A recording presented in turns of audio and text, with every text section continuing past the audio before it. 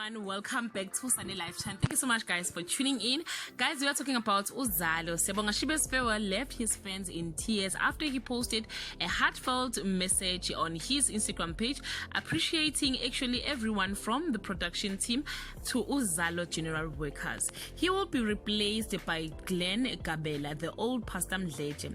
Qhabanga's character, guys, will be killed off by the look of things, as you can see the actors dancing in black clothes. It's my assumption that this might be his funeral.